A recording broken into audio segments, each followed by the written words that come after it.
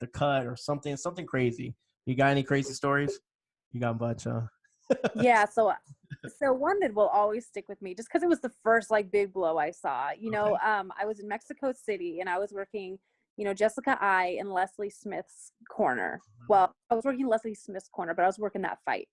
And I'm sure you might have seen video or heard of it, but her ear just explodes. Mm. And I'm like, oh my gosh. And I remember I'm in there and the doctor's trying to tell us, stop moving, stop moving. Like, we have to stop the fight. And she gets up, she's like, no.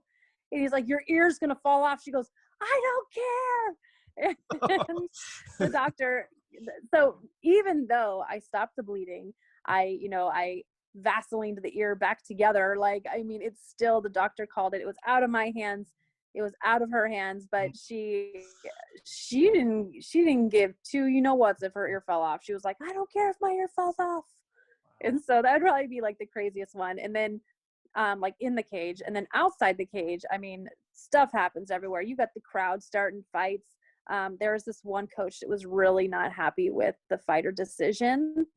His fighter lost and he picked up a stool, and I'm sitting right there, and he picks up the stool and he smashes it and just pieces go flying. I get hit in the face with one of the stool wood pieces, and it was just insane. And then like we're walking to the back from the cage to go back and like wrap hands or final tape or whatever, and you just see this big commotion, and we're like, what's going on? And we found out some dude just puked down the whole side of the electrical units and everything. And like, oh my gosh, that was just another crazy night. I mean, it gets crazy there. I mean, there's a reason we got security. Yeah, I can imagine. Again, a lot of people don't know what happens behind the scenes. I mean, I think I've watched, I think it was a Brock Lesnar fight.